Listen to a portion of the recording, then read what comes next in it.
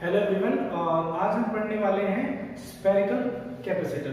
तो आज का टॉपिक जो है उस पे हम पहले स्फेरिकल कैपेसिटर का डेरिवेशन ही करेंगे। मेनली डेरिवेशन ही आता है। तो हम मान लेते हैं कि ये एक स्फेयर है और ये स्फेरिकल कैपेसिटर की तरह हम यूज कर रहे हैं।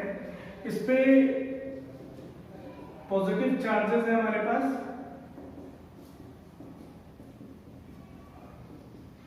और ये हमारे जो कैपेसिटर है स्फेरिकल कैपेसिटर की उसका सेंटर है।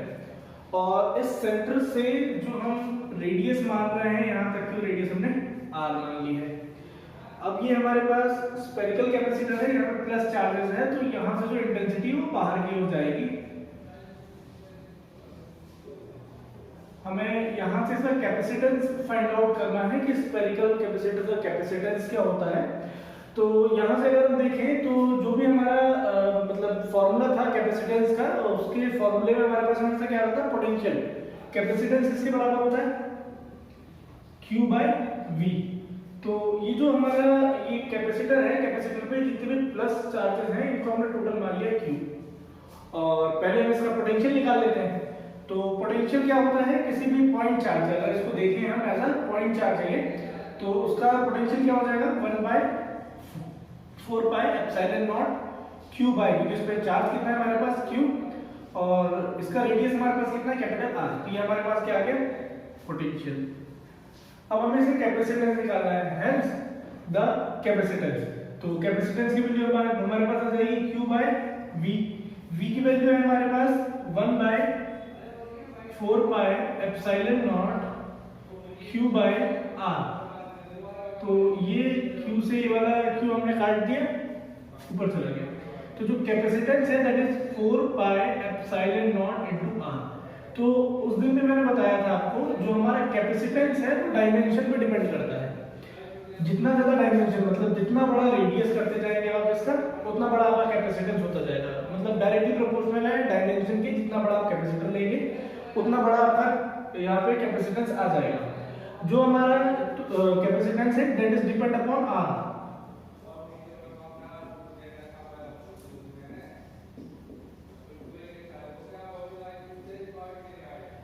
ये जो आपका कैपेसिटेंस है ये डिपेंड करता है एप्सिलॉन नॉट पे,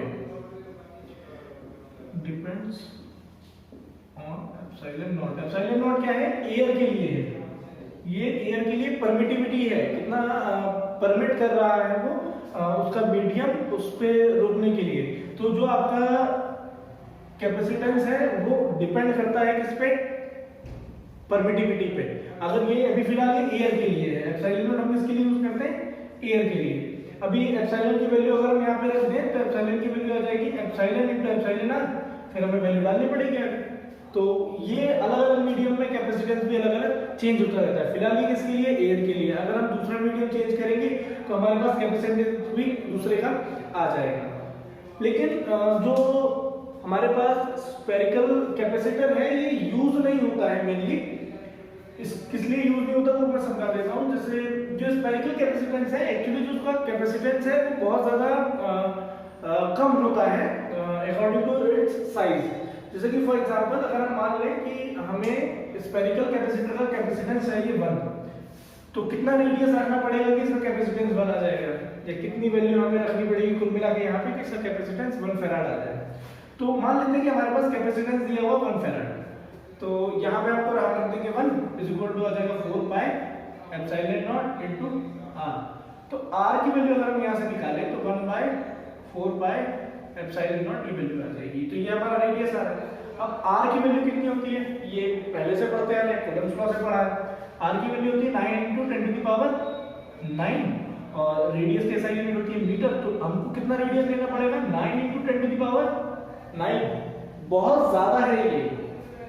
हमारे पास यहाँ पे ये वैल्यू आ रही है 9 × 10⁹, ये अर्थ के रेडियस से भी ज्यादा है लगभग। अर्थ का रेडियस 6.4 × 10⁶ होता है। तो जो आपका स्फेरिकल कैपेसिटर है उसका जो कैपेसिटेंस है वो 1 फैराड कब आएगा, जब उसका रेडियस अर्थ के रेडियस से भी ज्यादा होगा। जब अर्थ के रेडियस से हम इतना बड़ा कैपेसिटर बना ही नहीं पाएंगे, दैट इज इम्पॉसिबल। तो हमारे पास 1 फैराड जो हमें चाहिए है, उतना कैपेसिटर बनाने के लिए इतना बड़ा कैपेसिटर बनाना पड़ेगा।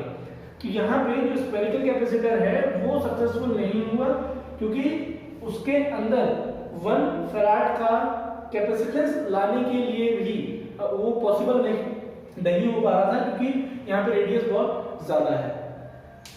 अब हमारे पास यहाँ पे नेक्स्ट टॉपिक दिया हुआ है पैरेलल प्लेट कैपेसिटर। तो हमारे पास पैरेलल प्लेट हमें लेनी पड़ेगी। पहले मान लेते हैं ये एक पैरेलल प्लेट है और ये एक पैरेलल प्लेट है। इसका जो एरिया है वो एरिया हमने बहुत ज्यादा माना है इसके डिस्टेंस के अकॉर्डिंग, मतलब जो इन दोनों के बीच का डिस्टेंस है वो हमने मान लिया चलिए d, और मान लेते हैं कि यहाँ पे एक जो कैपेसिटर है, ये एक जो प्लेट है सॉरी, इस पे हमारे पास प्लस चार्ज है। तो ये हमने पढ़ा था फर्स्ट चैप्टर में भी, इंडक्शन होता है, इंडक्शन के थ्रू इस सरफेस पे ढेर सारे माइनस चार्जेस आ जाएंगे और इस सरफेस पे ढेर सारे पॉजिटिव चार्जेस आ जाएंगे। ये सारे के सारे जो पॉजिटिव चार्जेस को हमने अर्थिंग कर दी, अर्थिंग करने से इसके सारे के सारे पॉजिटिव चार्ज चले गए और इस पॉजिटिव चार्ज की वजह से यहाँ पे हमारे पास नेगेटिव चार्ज बचे हुए हैं। ये पहला चैप्टर जब इंट्रोडक्शन करवाया था तभी ये बताया था, ठीक है। तो यहाँ पे इन दोनों के बीच का डिस्टेंस हमारे पास d दिया हुआ है। इस जो प्लेट है इन दोनों का एरिया हमने a मान लिया है, दोनों का एरिया हमारे पास a है, मतलब जो ये प्लेट है इसका एरिया और इस प्लेट का एरिया, दोनों का एरिया सेम है, इन दोनों के बीच का जो डिस्टेंस है वो d है। लेकिन यहाँ पे हमें दो पैरेलल प्लेट्स के बीच में कितना डिस्टेंस रखना चाहिए, तो जो हमारे पास डिस्टेंस है वो डिस्टेंस बहुत ज्यादा कम होगा अकॉर्डिंग टू द एरिया, मतलब एरिया के हिसाब से जो डिस्टेंस बिटवीन द प्लेट होगा वो बहुत ज्यादा कम होगा। डिस्टेंस के हिसाब से अगर देखा जाए कि ये प्लेट इतने ज्यादा बड़े होंगे कि इस प्लेट को हम इंफिनिटी मानते हैं, तो जो the area of the plate भी इंफिनिटी, बट इंफिनिटी क्या चीज है अकॉर्डिंग टू द डिस्टेंस, ये डिस्टेंस जो डी है वो बहुत ज्यादा छोटा है एरिया के हिसाब से। अब जो हमारे इलेक्ट्रिक फील्ड इंटेंसिटी होती है, इलेक्ट्रिक फील्ड जो हमारा इलेक्ट्रिक फील्ड है उसकी डायरेक्शन पॉजिटिव से नेगेटिव चार्ज के बीच में होती है, तो पॉजिटिव से नेगेटिव, ठीक है। तो अब हम यहाँ पे निकालेंगे electric field intensity by the plates, plates के द्वारा इलेक्ट्रिक फील्ड इंटेंसिटी क्या निकलेगी। तो पहले हम इस प्लेट के द्वारा इवन इंटेंसिटी निकालते हैं। तो ये हमने पढ़ा था इलेक्ट्रिक फील्ड इंटेंसिटी, ये पहले चैप्टर में करवाया था गॉस एप्लीकेशन और गॉस लॉ के अंदर, कि electric field intensity bye plate एक है हमारे पास, एक शीट है, प्लेन शीट है या प्लेन प्लेट है, उसके लिए हमारे पास इलेक्ट्रिक फील्ड इंटेंसिटी क्या आएगी। तो अगर यहाँ से E1 निकालें तो E1 की वैल्यू हमारे पास आ जाएगी, वहां पे आ रही थी सिग्मा बाय 2 एप्सिलॉन नॉट, ठीक। अब दूसरी हमारे पास आ गई इक्वेशन नंबर 1, ये पहले वाले प्लेट के लिए। अब जो दूसरे वाले प्लेट के लिए हम इंटेंसिटी निकालेंगे, अब जो इंटेंसिटी है वो भी डायरेक्शन किसके होती है पॉजिटिव से नेगेटिव, उसका डायरेक्शन भी सेम होता है। तो अगर हम यहाँ E2 की वैल्यू निकालें तो वो भी आएगा सिग्मा बाय 2 एप्सिलॉन नॉट, ये आ गया सेकंड। अब यहाँ से अगर हम निकालें total, hence total electric field intensity is E1 plus E2, या टोटल लिख लीजिए, नेट लिख लीजिए। तो E इज इक्वल टू कितना आ जाएगा, E1 की value sigma bye 2 epsilon not plus ये आ जाएगा सिग्मा बाय 2 एप्सिलॉन नॉट। तो यहाँ से अगर इलेक्ट्रिक फील्ड इंटेंसिटी की वैल्यू देखें, सिग्मा बाय एप्सिलॉन नॉट, ये हमारे पास वैल्यू आ जाएगी यहाँ पे इलेक्ट्रिक फील्ड इंटेंसिटी की। इतना नोट कर लीजिए पहले। चलिए अब आगे देखते हैं। तो अभी एक इससे पहले हमने एक कॉमन फिनोमेना पढ़ा था कि मतलब relationship between electric field intensity and potential. तो वहां से जब हमने देखा था तो वहां पे हमारे पास वैल्यू आ रही थी v इज -e dx।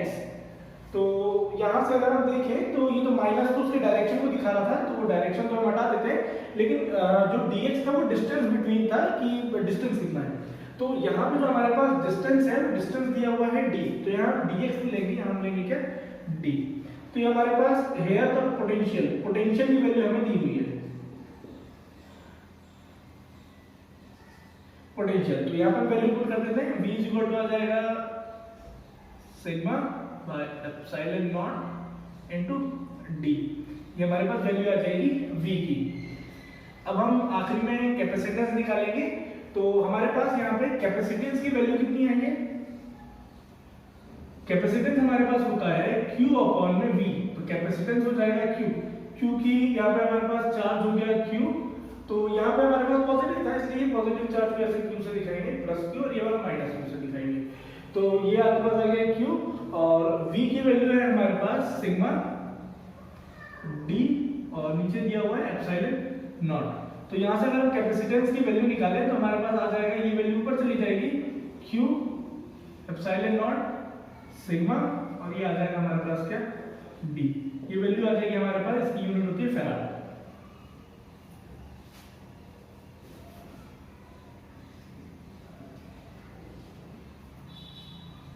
लेकिन हमने यहाँ पे एक चीज पढ़ी हुई थी कि जो हमारा कैपेसिटेंस है वो ना ही हमारे पास चार्ज पे डिपेंडेंट होता है, ना ही पोटेंशियल पे डिपेंडेंट होता है। वो किस पे डिपेंडेंट होता है? डायमेंशन पे, एरिया पे डिपेंडेंट होता है। तो यहाँ से अगर हम वैल्यू डालें, C वैसा का वैसा रह जाएगा हमारे पास, जो हमारे पास Q है वो भी वैसे ही रहेगा, एप्सिलॉन नॉट वैसा। जो हमारे पास सिग्मा है, सिग्मा का फॉर्मूला होता है हमारे पास चार्ज बाय एरिया, ये इनटू डी, चार्ज से चार्ज कट जाएगा। यहाँ पे हमारे पास वैल्यू आ जाएगी कैपेसिटेंस की, ए ऊपर चला जाएगा ए एप्सिलॉन नॉट इनटू नीचे आ जाएगा डी। अगर ये तो अभी फिलहाल हमारे पास दिया हुआ है एयर के लिए, अगर मीडियम चेंज होगा तो वैल्यू भी हमारे पास चेंज हो जाएगी। अब इसकी यूनिट लिख लेंगे हम फैराड।